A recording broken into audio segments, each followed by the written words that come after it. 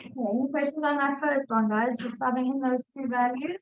You didn't have to write this down first. You could have just gone straight into term 6 is equal to A times R to the n minus 1, which will be 6 minus 1, or you could have just done to the power 5 straight away, that's fine.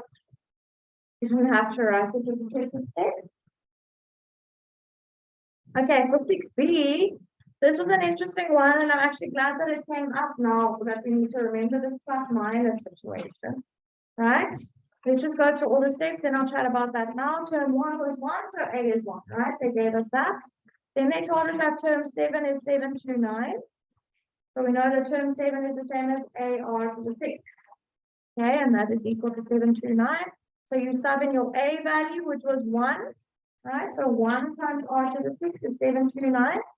Now guys, from here, you could have just done the 6th root if you wanted to. Okay, if you didn't want to write it like this. But we do have to remember, do you guys remember from last year? I actually taught you a different method to solve exponential equations.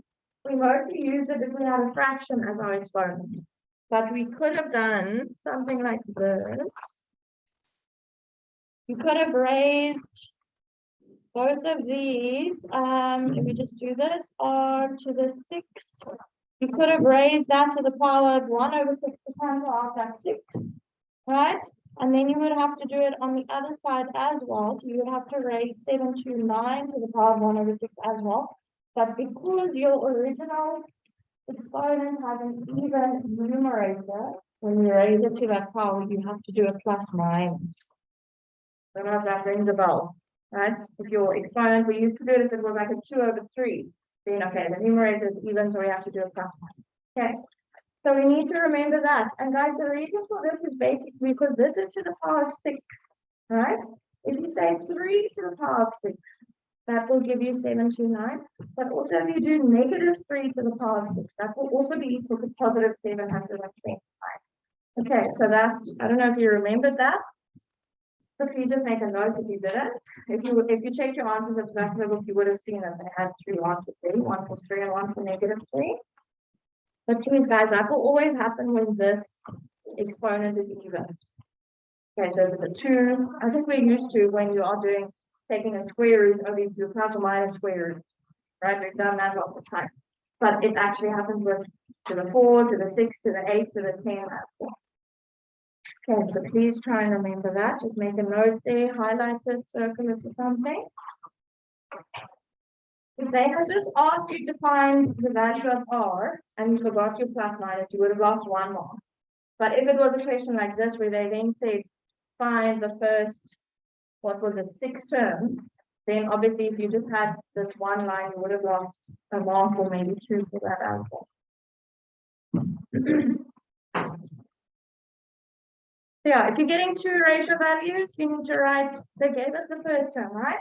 Then they asked for terms 2 to 6. So that would then be term 2, you're saying term 1 times 3, and then you keep multiplying by 3 until you get to term 6. And for this one, term 1 again was 1, right? That's what they gave us. But now the ratio is negative 3, you need to multiply by negative 3 each time until you get to term 6. Okay, 7D. This one was a bit tricky in terms of the actual algebra that you have to do. So they gave us term 5 is equal to half. So I rewrote term 5 as AR to the power 4. And then they said term 12 is 64. I rewrote that as AR to the 11. Now guys, your working can be slightly different from mine. So you don't have to follow every single step that I did. You could have maybe tried to make A the subject here and then sub it in there. It's up to you basically. What I did here, just to make the actual moving across of the R to the 4 easier, this is actually an equation with fractions, right? With a fraction. So just to get rid of that 2, I just multiplied both sides by 2. Okay, which again, you didn't have to do. Okay, but that's what I did. So then the 2 that I'm multiplying by cancel out the 2 at the bottom, and I was left with that. And now if I want to get A on its own, I need to divide the 1 on the other side by 2R to the 4. Okay, but you could have gotten this using other steps as well. So it doesn't matter, whatever works for you is fine. But then this expression for A, you have to substitute into that equation here, right? So that there is going to become 1 over 2r to the 4 times r to the 11 equals 64. Now this r to the 4 at the bottom is going to cancel out 4 of the 11 r's that you have at the top. We'll be left with 7. But we did have a half as well, right? Okay. So then, that's where that comes from. I then divided 64 by a half, which is the same as multiplying it by 2, which is where I got 128 from, and 128 is 2 to the 7th. Right? Or you could have done the 7th root of 128, which get the same answer. So r was then 2. Okay, which I then typed in, and then I got the root. Now you guys look very cool. Yeah, there you go, but I do want you to be with me.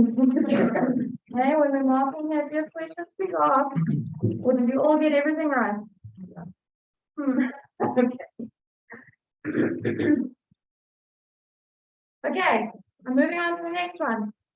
7E.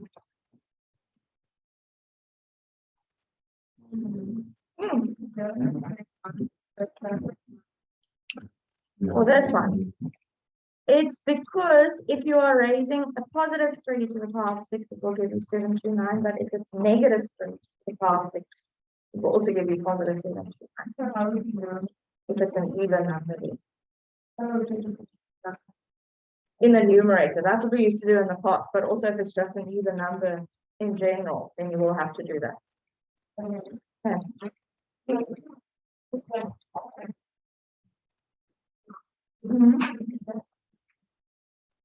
So you would have to remember that you must plus minus. Okay, but you can solve. So you could have said here that r is then plus or minus the 6th root of 729. Okay, so that plus minus thing is not something that the calculator is going to tell you to have to remember. Okay. Thank you for asking questions, guys. I feel better already. There we go. There's 7E. Similar to the previous one, the difference is just that we didn't have a 2 there at the bottom, which made it slightly easier. But still, we have to follow the same process. So term 6 was 1, so AR to the 5 is 1, and then you divide the 1 by R to the 5 to get A on its own. Oh, I never even wrote AR to the 10. Oh, I did, yeah. Strange, okay. Sorry, I don't know actually why I left that line open. Term 11 is this. So AR to the 10, remember it's AR to the n minus 1. So AR to the 10 is equal to that. All right, so this A value, we have to plug in there. And then the 5 R's at the bottom are going to cancel out 5 of the R's at the top, and we will be left with R to the 5 equal to that. So guys, for this, you again could have just done the first root of that whole fraction, but 32 is 2 to the 5, right? And 243 is 3 to the 5. So if you just knew that, you could have done that kind of by inspection, but R will be 2 over 3. Now we're not doing the plus minus, right? Because 5, that exponent, is an odd number. Okay. Then you need to find value A and then ask for the first 3 terms. So you can see I just typed in this R value, right, into this kind of formula for A. I got my first term. We take this first term, multiply by 2 over 3, and then that we multiply by 2 over 3.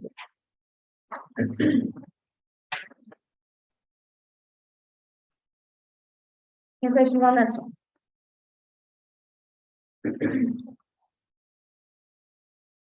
All right, 8A. I didn't actually do an example like this one with you guys, so I don't know if you would have known what to do. The method is similar to when we did ABs.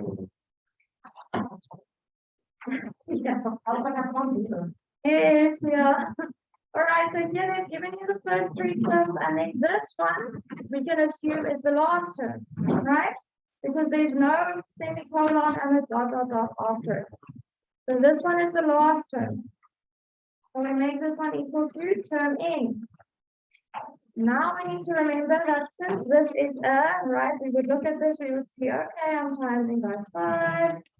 I'm timing by 5 again. Okay, it's a GP, geometric sequence progression. So I have to use the GP term in formula and make that equal to 625. The A value is 1, the ratio is 5. We don't know what n is, that's what we're going to calculate, right? Equal to 625. Now, here we are, just have a 1 in front, so that doesn't change it, so we can just cut off. 5 to the power of n minus 1 is equal to 625. Guys, this is an exponential equation. If the variable is in the exponent, you have to make the bases the same. I'm just going to write a note on the side. Variable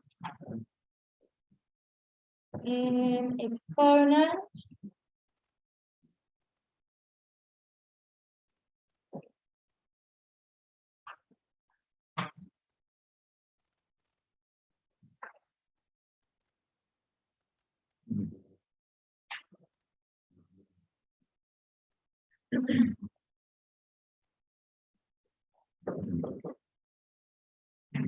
Okay, if you don't know what 625 is, you can use the factor button on the calculator, right? Just click. So 625 is 5 to the power 4. Guys, can you stop talking, please? So here we have 5 to the n minus 1 equals 5 to the 4. So if the bases are the same, we can make the exponent equal as well. So n minus 1 will be equal to 4, and then minus 1, when you move it, becomes plus 1. All right, so this is saying that term 5 will be equal to 625. Which is something that we can check quickly, right? Because if you have 1, 2, 3, and then the next term would be 25 times 5, which is 125, right? And then you multiply that by 5, and that will give you 6. Okay, so this one, I suppose, is also one that you could have done by inspection. You notice that? We probably won't ask you one that is so simple to do by inspection, all right? Because otherwise, that is what's the point. Any questions on this one? Okay, number 10 is similar to the one that we did in class yesterday, where they're telling us that it is a GP. So we know that we have a constant ratio. So you take term 3 over term 2 equals term 2 over term 1. You then multiply both sides by the LCD, and you then solve. In this case, the x squared is actually cancelled out. So it turns into just a linear equation, which is quite nice. So we've got one answer, sorry, for x, meaning that we are just getting one. Oh. Just getting one number pattern. Okay, so you just sub in a third there, and then you are getting those 3 terms. If you are done marking, you can make your new heading so long, geometric series.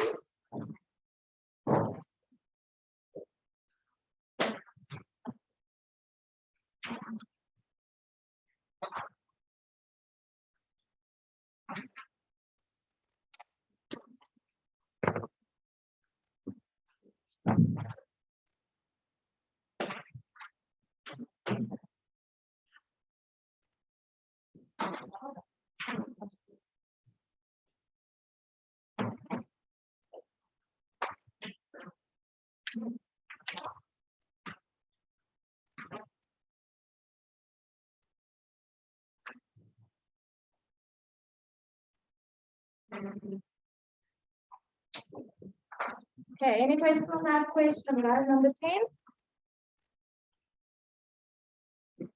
All right, geometric series, that is the next heading.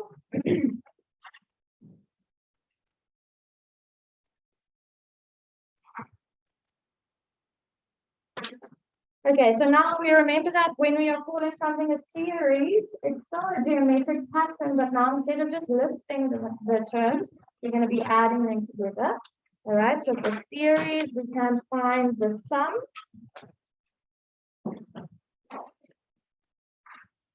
But there is still a constant ratio, so we are still going to be working with R.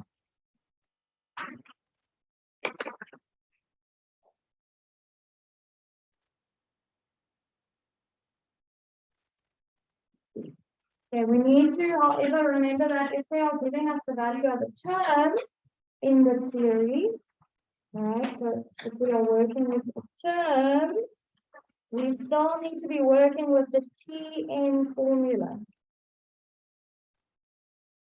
Right, so again, we need to be very clear. Are they giving us a term or are they giving us the sum?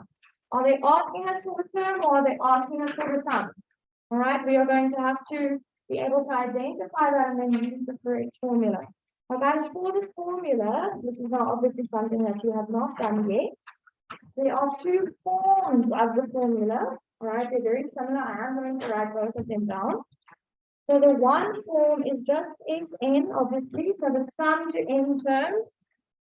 And now this is going to be a fraction. So the numerator is a and r to the n minus 1. Now this minus 1 is not in the exponent. All right, in the term formula, it's n minus 1 in the exponent. In this one, it's just n in the exponent. And then minus 1 is next to that power. And then it is all over. Just get my ruler, r minus 1. Okay, so the denominator is r minus 1.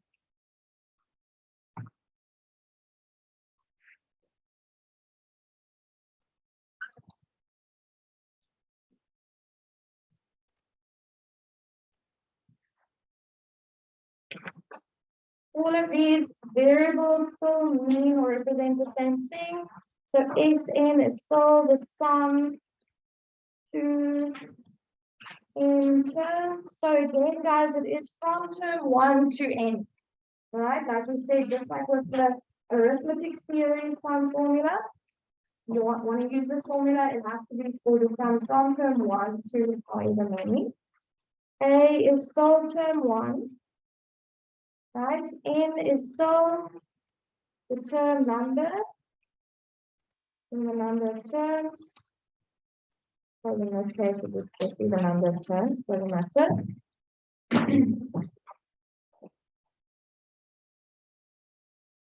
And then R, which you can see we use twice in this formula, R is the ratio.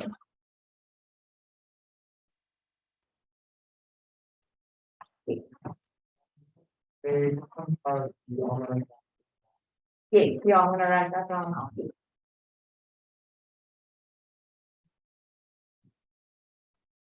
Okay, so that's one form of this formula, but we can also use it. I'm just going to write it one line further down. You can also just use it the other way around. So you can have sum to n is still at the top a, but now instead of r to the n minus 1, we can now say 1 minus r to the n. And then the denominator will also be swapped around. So in the denominator, we are also going to have 1 minus r.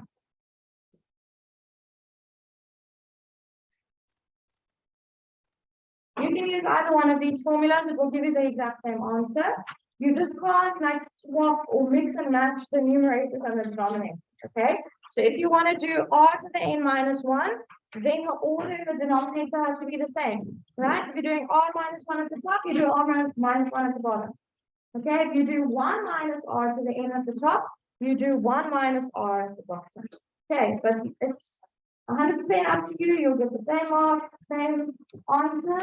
I'm actually now not sure if both of these are on the formula sheet. I'll check that for you. But yeah, you can decide which one you want. Okay, let's do some examples. We are also going to prove this formula, the sum formula, but we'll get to that next week.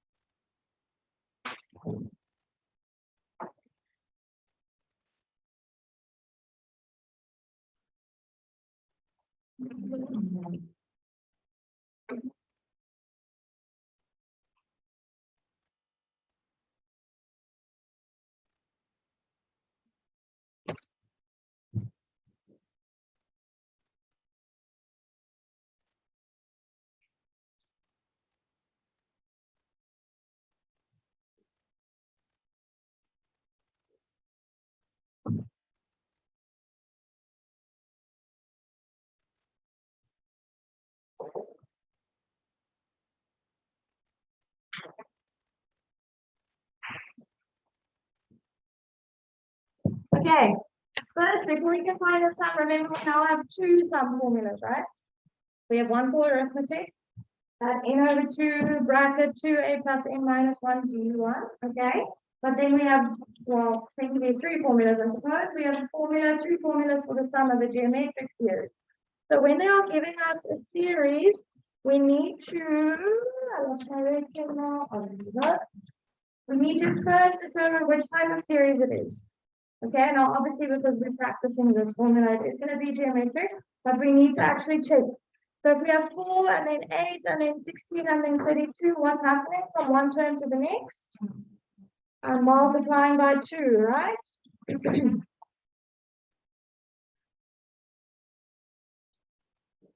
Which means that this is a geometric series with an a value of 4 and a ratio of 2. Okay, so for the sum of the first 23 terms, I'm just writing it over 2 lines so that you can see clearly what I'm writing. So guys, I just usually use the first formula. I don't really know why, I just prefer that one. So that's what I'm going to write down. But if you want to use the second one, feel free to do so. Your answer will be the same. Okay, it has to be the same. So if we're not getting the same answer, then one of us is wrong. We'll see. It could be me. All right, so I'm just going to rewrite this formula quickly. A times r to the n minus 1 over r minus 1, like that.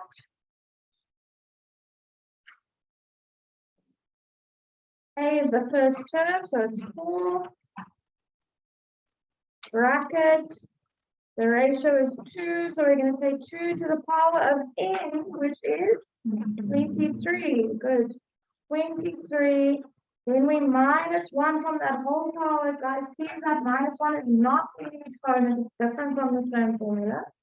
Over, at the bottom, we have the ratio minus 1. So 2 minus 1, which is just going to give us 1. Okay, for the purpose of this example, please write that in there. But obviously, if you're doing this in a case diagram, you can actually just leave out that denominator if you don't want. Okay, then you have to work this out. The textbook is saying 33,554,428. Did anyone use the other formula? No. That's right. Oh, did you? That's the same answer. Good. Yeah, that's how you use the formula, guys. That's what you need to be able to do. Okay, we are quickly going to do another example where they give us the sum and we need to find the number of terms, which is a bit more complicated. So question 2, how many terms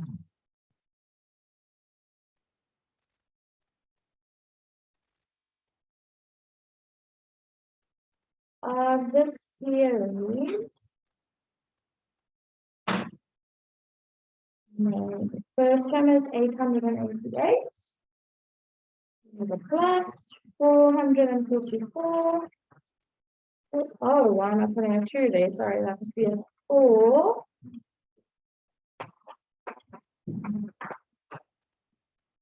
Plus 222.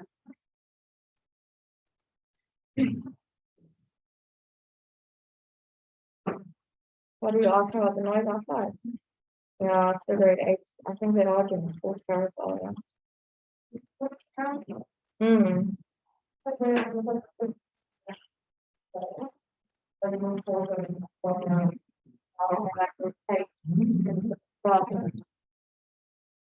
there we go. That is the question. But I need to read this very carefully, okay? Firstly, they're not telling us what type of series it is. So we need to first determine that, because that will tell us what formula to use. That fraction is 113,553 at the top over 64.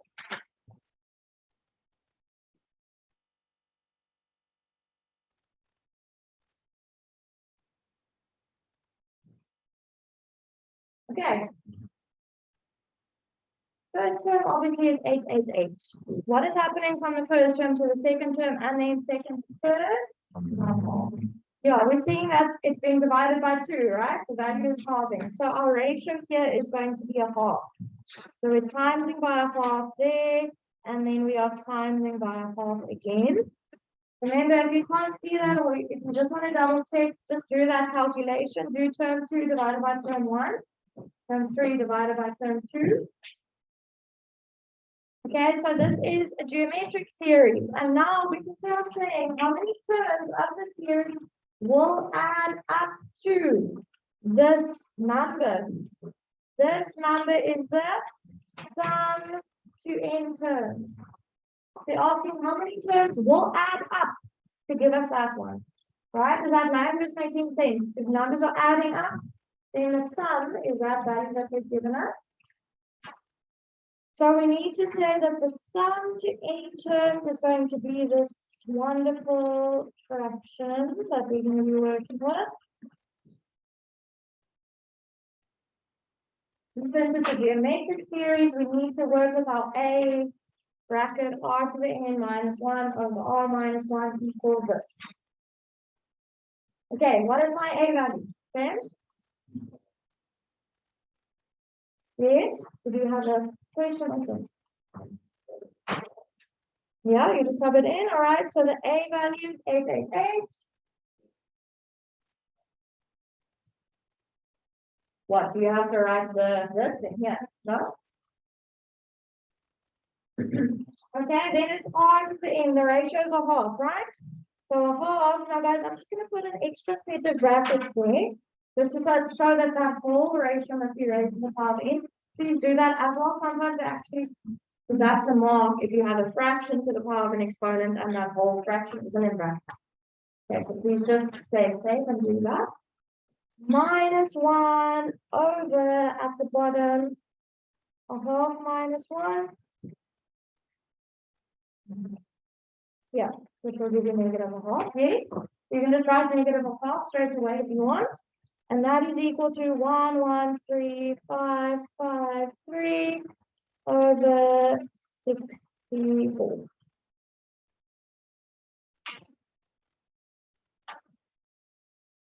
This, if we simplify it, is negative a half, right? If I take that negative a half to the other side, what must I do with it? On the one side, I'm dividing by negative a half, right? So if I move it, I'm going to have to multiply by negative a half. So you can do that on the calculator. If you take this whole fraction and you multiply it by negative a half, you should get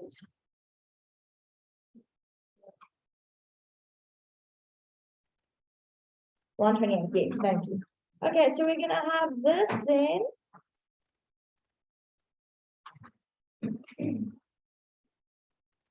And it's negative, right? Negative 113,553 over 128.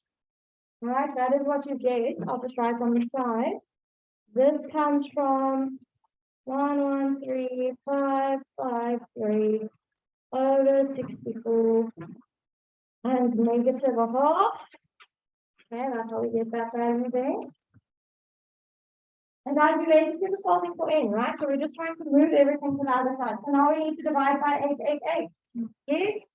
Okay, so we're going to be left with a half to the n minus 1 on the side. Now I'm leaving out the square brackets, because the square brackets were just there for the sake of the 888. Okay, now I'm going to take this number and divide it by 888, which is negative 1023 over 1024. Yes.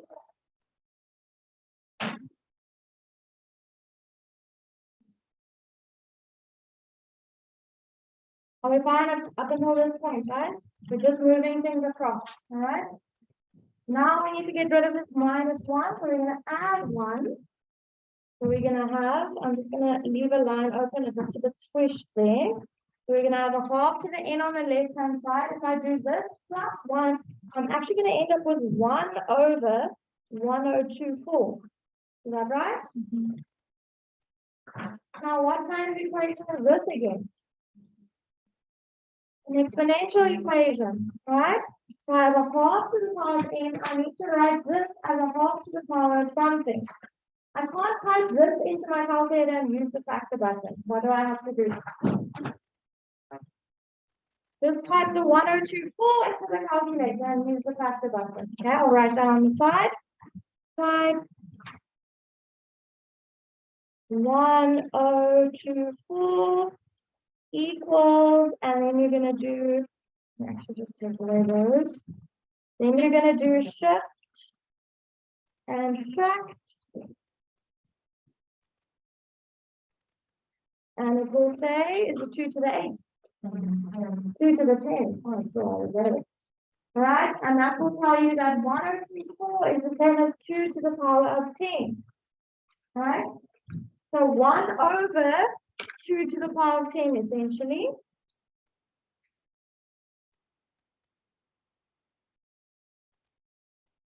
But isn't that the same as a half to the power of 10? Because what's 1 to the power of 10, guys? What's 10 and 1 if you multiply them together? 1, right? So 1 over 2 to the 10 is the same as a half to the power of 10. If you don't believe me, you can type it into the calculator and check. All right, because 1 to the 10 is just 1. The bottom 2 to the 10 is 1024. So now if we have a half to the n equals a half to the 10, that means that n is equal to 10.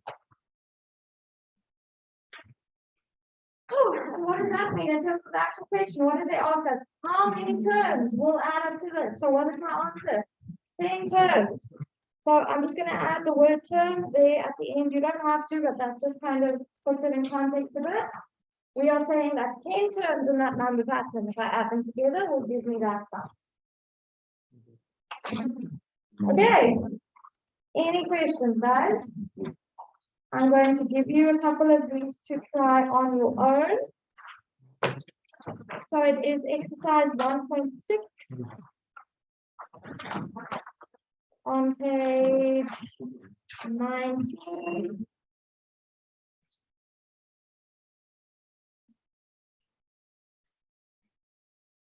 I would like you to do number 1E. Number 2. Number 4.